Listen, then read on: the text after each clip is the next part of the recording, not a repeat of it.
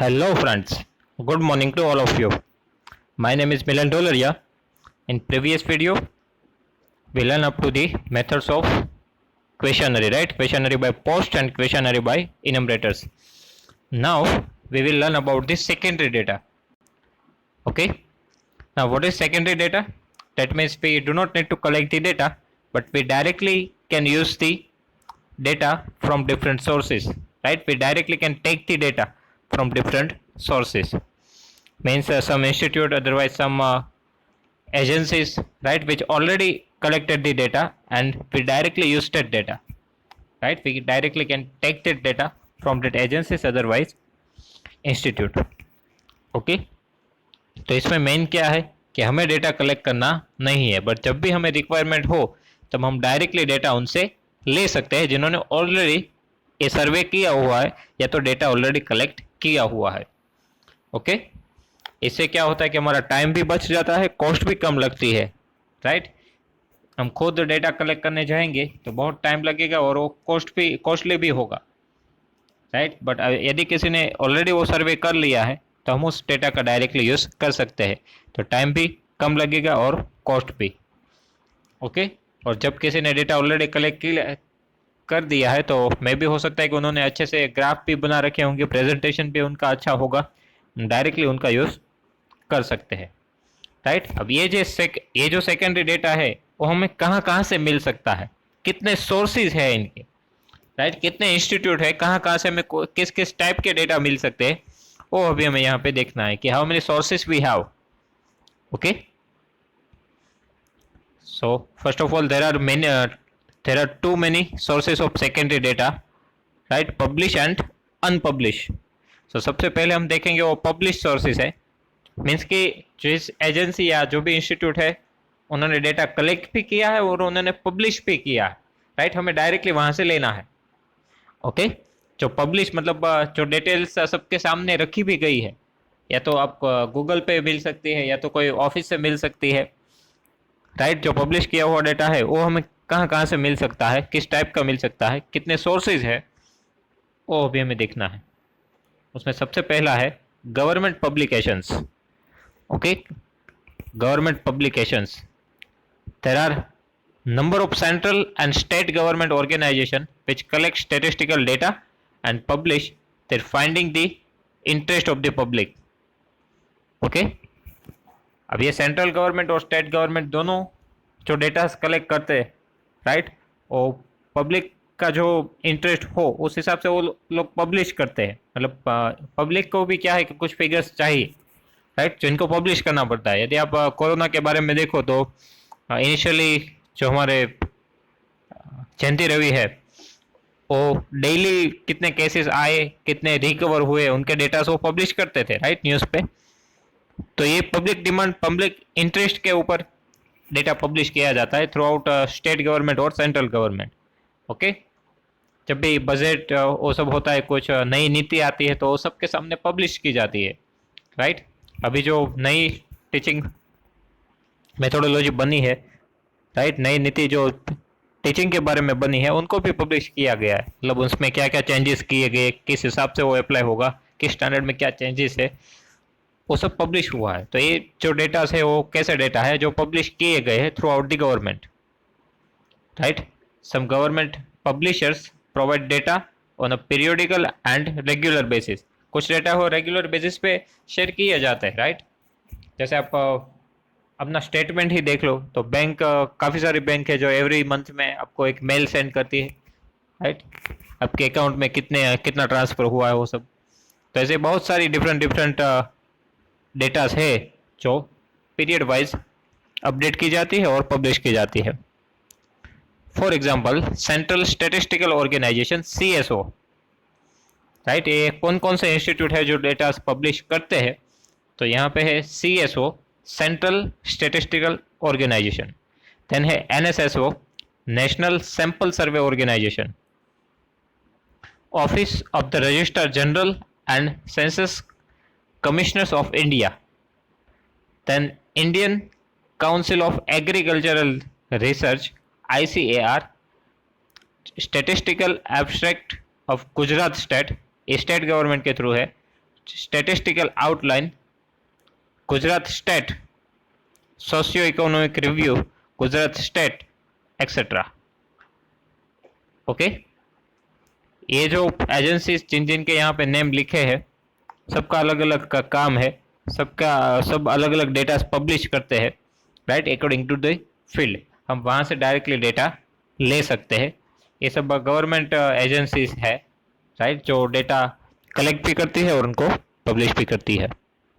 हम डायरेक्टली उन डेटा का यूज़ हमारे पर्पस के लिए कर सकते हैं, right. Then from the publish data of such government bodies the information about wholesale price index number, import export, visual statistics, agricultural statistics, result of population census can be obtained।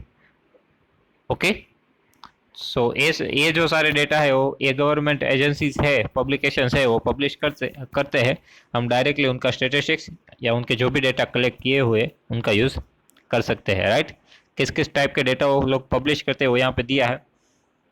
Wholesale price index numbers, import export के data, visual statistics, agricultural के statistics, मतलब किन के भाव कितने बढ़े हैं, कितने कम हुए। आप और भी डेटास देखो जो CNBC बाज़ार पे दिखाए जाते हैं, राइट। मतलब कि जो गोल्ड है उसमें प्राइस कितनी कम हुई, कितनी ज़्यादा हुई, पेट्रोल्स के भाव पब्लिश होते हैं डे टू डे, राइट। तो ये सभी जो डेटास है वो पब्लिश किए जाते हैं, उनका यूज़ हम कर सकते हैं। रिजल्ट ऑफ पॉपुलेशन भी है यहाँ पे। ओके,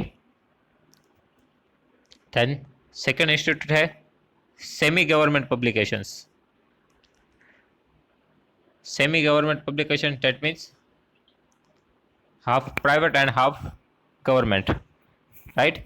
अब ऐसे कौन कौन से पब्लिकेशंस है? Semi government organisation such as Life Insurance Corporation of India, state electricity board, ETC regularly publish various type of important data. ये इलेक्ट्रिसिटी बोर्ड है, इंश्योरेंस कंपनीज है, उसमें गवर्नमेंट भी जुड़ी है और प्राइवेट इंस्टीट्यूट भी जुड़े हुए हैं, right.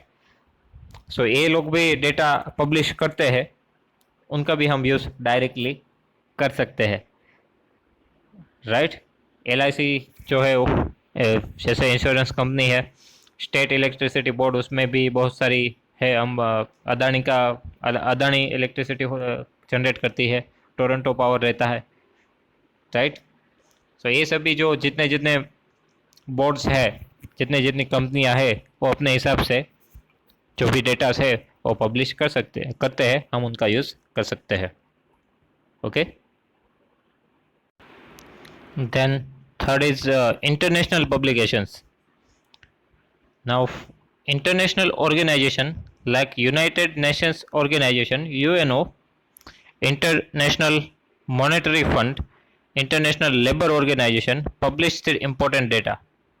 Okay, UNO, United Nations Organisation, International Monetary Fund, that means जो मनी के रिलेटेड जो भी डेटा है, कितने इन्वेस्टमेंट हुए, कितना फंड कहाँ पे गया, वो।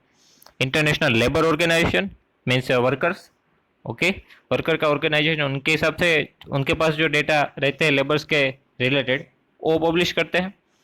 तो ये सब इंपॉर्टेंट डेटा है वो ये एजेंसी से प्रोवाइड करती है जो इंटरनेशनल लेवल पे काम करती है, राइट। इंटरनेशनल मॉनेटरी फंड मतलब कैसे इन्वेस्टमेंट, किस तरीके से फंड कहाँ पे भेजा जाए, उनका जो कंप्लीट डेटा रहता है वो। इंटरनेशनल लेबर ऑर्गेनाइजेशन वर्कर्स के लिए specially.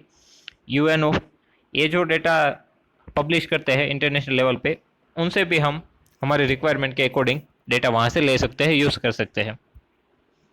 Okay,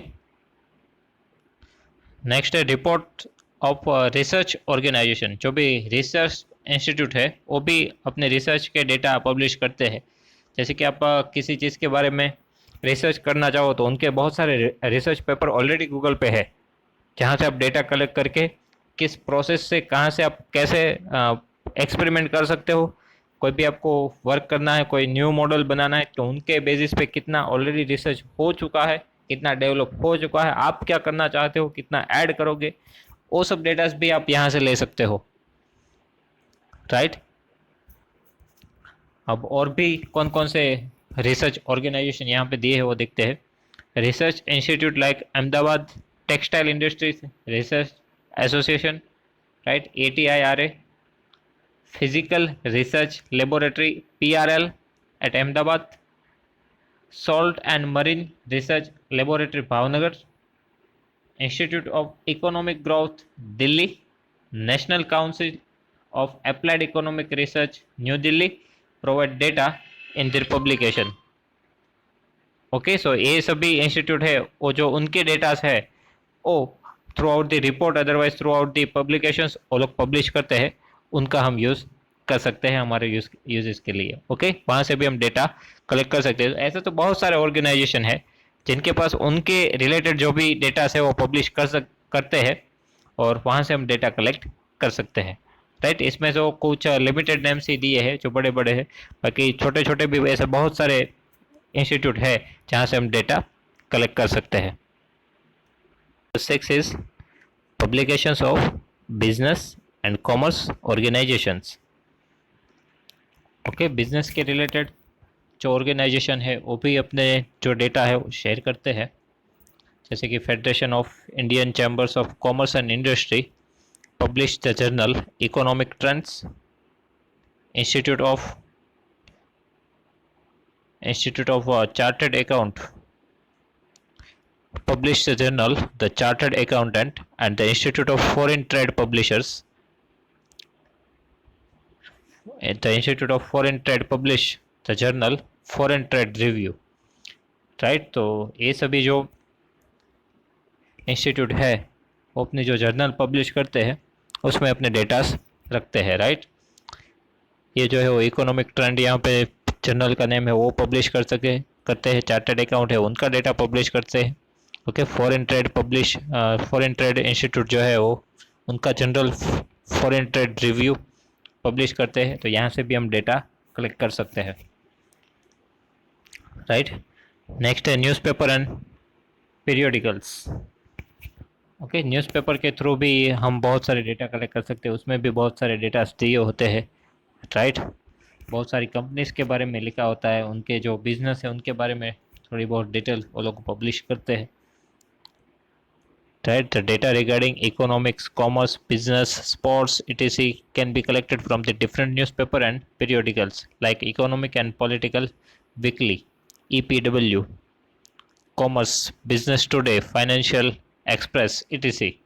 Right? These are also important sources of getting the secondary data. तो न्यूज़पेपर और पीरियोडिकल के थ्रू भी हमें बहुत सारी इन्फॉर्मेशन मिल सकती है डिफरेंट फील्ड के बारे में, राइट। वहाँ से भी हम डेटा का यूज़ कलेक्ट कर सकते हैं और उसका यूज़ कर सकते हैं। ओके, ये सभी जो सोर्सेज थे वो कैसे थे? Publish sources, right. जो डिटेल्स या डेटा जो भी है वो पब्लिश करते हैं वहाँ से हम कलेक्ट कर सकते हैं। अब जो हम देखेंगे वो है unpublish sources. Okay, so public sources में हमने कौन कौन से सोर्सेज देखे? Government publication, semi government publication, international publications, then report of research organization, right, local self-government institute and autonomous educational institutions, right, then publications of business and commerce organizations, newspaper and periodicals, right। ये सभी sources देखे। तो अब हम next देखेंगे secondary data from unpublish sources. Okay, some of statistical data may not be publish. कुछ ऐसे भी डेटा है जो पब्लिश नहीं किए जाते, प्राइवेट रखे जाते हैं, right. Sometimes the data may be drawn on request from the unpublish internal record of private and public organisation which are prepared for their reference.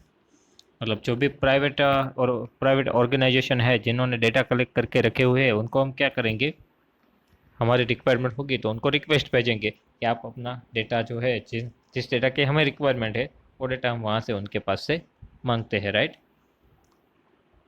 तो ऐसे जो प्राइवेट इंस्टीट्यूशन है उनको रिक्वेस्ट करके उनका डेटा हम वहाँ से कलेक्ट कर सकते हैं। वो लोग पब्लिश तो नहीं करेंगे, आपको खुद वहाँ पे जाना होगा या तो कोई पर्सन को भेजना पड़ेगा, राइट। उनके थ्रू कांटेक्ट करके हम उनके पास से डेटा ले सकते हैं। यहाँ पे एग्जांपल दिए हैं, salary of employee, the length of service, their educational level, data regarding investment of mutual fund in public and private sector companies, PhD thesis of the various universities, etc. Okay, कोई भी company है उनके employees की details share नहीं करते, right. Salary और length of service, educational level, ये सभी डेटा से वो उनके पास रहते हैं, राइट, प्राइवेट। तो ऐसे कोई डेटा हमें चाहिए तो हमें क्या करना पड़ेगा, उस कंपनी से या उस इंस्टीट्यूट से कांटेक्ट करना पड़ेगा और उनके पास से वो डेटा हम मांग के रिक्वेस्ट करके ले सकते हैं, राइट। तो ये सभी जो सोर्सेज है वो कैसे है, अनपब्लिश सोर्सेज, जो पब्लिश नहीं करते बट उनके पास ऑलरेडी इन्फॉर्मेशन होती है, उनके पास भी उनके साथ कांटेक्ट करके हम उनके पास से डिटेल्स लेके उनका यूज़ हम अपने पर्पस के लिए कर सकते हैं। ओके, सो ये है सभी सोर्सेज, पब्लिश सोर्सेज और अनपब्लिश सोर्सेज, जहाँ से हम सेकेंडरी डेटा ले सकते हैं। Okay, then our next topic is precautions while using the secondary data. Okay, हमने ये तो देख लिया कि सेकेंडरी डेटा हमें कहाँ कहाँ से मिल सकता है, बट हमें ये भी देखना है कि अब कौन कौन सी चीज़ें ध्यान में रखनी होगी जब हम सेकेंडरी डेटा का यूज़ करें। प्राइमरी डेटा में तो क्या है, हमने खुद ने कलेक्ट किया है तो हमारे हिसाब से हमारी जो रिक्वायरमेंट है उसके अकॉर्डिंग ही कलेक्ट हुआ है। बट सेकेंडरी डेटा किसी और ने कलेक्ट किया है तो कुछ चीज़ों का ध्यान हमें रखना पड़ेगा। Okay, a careful scrutiny must be done using before using the secondary data. Secondary data का यूज़ करें तब हमें कुछ चीज़ें ध्यान में रखनी पड़ेगी। The reason is that such data may be erroneous of inadequate sample size और may not be suitable with the purpose of the industry। Sometimes क्या होता है, कुछ डेटा कलेक्ट होता है, राइट, बट जब वो डेटा कलेक्ट किया जाता है किसी और इंस्टीट्यूट के द्वारा कुछ समय पहले, तब सिचुएशन भी डिफरेंट होती है और उनका पर्पस भी। लेकिन जब हम उनका यूज़ करें आफ्टर सम टाइम, तब में भी ऐसा होता है कि कुछ चीज़ों में ज़्यादा फ्लक्चुएशन आ गया होता है, मतलब तब सिचुएशन डिफरेंट होती है। जब हम यूज़ कर रहे हैं तब भी सिचुएशन डिफरेंट हो सकती है, राइट। तो कुछ जो डेटा है उसमें ज़्यादा फ्लक्चुएशन आ जाता है, या तो हमारा जो पर्पज़ है उस हिसाब से वो डेटा कलेक्ट ना हुआ हो, वैसा भी हो सकता है। तो इन सब चीज़ों के लिए हमें थोड़ा ध्यान रखना पड़ेगा। Such secondary data may not be useful for statistical analysis, drawing conclusions and inferences from the analysis। Okay, तो ऐसे जो डेटा से जो रॉन्ग कलेक्ट हुए हैं या तो पर्पस डिफरेंट है, ऐसे डेटा हमारे यूज़ के लिए हमारे लिए वो काम नहीं आएंगे, यूजलेस हो जाएंगे, राइट। उससे हम कंक्लूजन भी अच्छे से नहीं निकाल पाएंगे और ना ही उसका ठीक से एनालिसिस कर पाएंगे। सो ऐसी जब चीज़ें हो तब ध्यान में रखना पड़ता है, अच्छे से डेटा कलेक्ट हो वो भी देखना पड़ता है, सिचुएशन भी देखनी पड़ती है, कब वो डेटा कलेक्ट हुआ, किस पर्पज़ के लिए हुआ, हम किस पर्पज़ के लिए यूज़ कर रहे, इन सब चीज़ों का ध्यान भी रखना पड़ेगा। Therefore, before using such data, the following precautions should be taken। तो ऐसे डेटा का जब हम यूज़ कर रहे तब उसके पहले हमें थोड़ा इन यहाँ पे कुछ चीज़ें दी हुई है उनका ध्यान हमें रखना पड़ेगा। Before using the secondary data, it should be verified as to who has collected the data and from where the data is collected। Okay, secondary data का यूज़ करें उससे पहले हमें वो डेटा का वेरिफिकेशन करना पड़ेगा कि किसने कलेक्ट किया है और कहाँ से कलेक्ट किया है। ओके, सो उनके साथ वेरिफिकेशन करना ज़रूरी है। The data obtained from the records of private organisation may be less reliable as private organization collect data according to their own ideology and prejudice। Okay, तो हम सेकेंडरी डेटा का यूज़ करें उससे पहले हमारा जो पर्पज़ है और जिन्होंने डेटा कलेक्ट किया उनका पर्पज़ है वो हमें जानना पड़ेगा। इसलिए हमें क्या करना पड़ेगा, जिन्होंने भी डेटा कलेक्ट किए हुए हैं उनके साथ हमें कॉन्कर्न करना पड़ेगा, राइट, वेरिफिकेशन करना पड़ेगा। और ये भी देखना है कि कहाँ से उन लोगों ने डेटा कलेक्ट किया, मतलब जहाँ से हमें चाहिए वहीं से उन्होंने डेटा कलेक्ट किया, ये भी वेरीफाई करना ज़रूरी है। अब यहाँ पे लिखा है प्राइवेट ऑर्गेनाइजेशन के बारे में, क्योंकि वो जो प्राइवेट ऑर्गेनाइजेशन जब कोई डेटा कलेक्ट करते हैं तो उनकी रिक्वायरमेंट के अकॉर्डिंग करते हैं, उनका पर्पज़ जो भी होता है उस हिसाब से करते हैं। अब डायरेक्ट हम उनका यूज़ कर रहे हैं तो हमें ये देखना ज़रूरी है कि हमारा पर्पज़ और उनका पर्पज़ मैच हो रहा है या नहीं, अदरवाइज़ क्या होगा, डेटा जो है वो रॉन्ग आ जाएगा। Okay, the purpose of collecting data must be relevant to the purpose of the study, otherwise the data will be of no use, right. जो डेटा हम यूज़ कर रहे हैं वो हमारे जो टॉपिक है, हमारा जो पर्पज़ है उनके साथ मैच होते हुए होने चाहिए, अदरवाइज़ वो डेटा हमारे किसी काम में नहीं आएंगे। Okay, The collected data must not be too old. It should be relevant with the current time period. For example, price of grains, gold, petrol, etc. Okay, जो हम डेटा कलेक्ट कर रहे हैं वो बहुत ज़्यादा ओल्ड नहीं होने चाहिए, ज़्यादा टाइम्स नहीं होना चाहिए इन बिटवीन, क्योंकि बहुत ओल्ड डेटा का हम यूज़ करेंगे तो मे भी अभी चीज़ें बदल गई होती है, तो वो डेटा जो हमारे लिए वो यूज़लेस हो जाएंगे, राइट। तो ज़्यादा टाइम इन बिटवीन नहीं होना चाहिए, और हमें ये देखना भी ज़रूरी है कि तब जो जिस टाइम पे भी ये डेटा कलेक्ट हुए है तब और अब में कोई फ्लक्चुएशन आया है या नहीं वेरिएबल्स में, ओके, क्योंकि वो अफेक्ट करते हैं फ्लक्चुएशन। अब यहाँ पे कुछ एग्जांपल लिखे, जैसे पेट्रोल की प्राइस है, राइट, 2-3 साल पहले की देखें तो मे बी 55 to 60 अराउंड हो सकती है, और अब प्राइस देखें तो 80 अराउंड है। तो अब हम पेट्रोल पुराने जाए और उस हिसाब से कैलकुलेशन करें 2 इयर्स के पहले के अकॉर्डिंग, राइट, तो अभी हमारा जो एस्टिमेट है, बजट है, वो पूरा बिखर जाएगा, राइट, क्योंकि अभी रेट्स ज़्यादा चल रहे हैं। तो ऐसी जब चीज़ों है जिसमें फ्लक्चुएशन ज़्यादा आता है तो उसमें बहुत ज़्यादा सारी केयर करनी पड़ती है, ध्यान रखना पड़ता है, राइट, क्योंकि इसमें फ्लक्चुएशन ज़्यादा रहता है तो कुछ इस टाइम में वो चीज़ें बदल जाती है, ज़्यादा उसमें चेंजेस आ जाता है।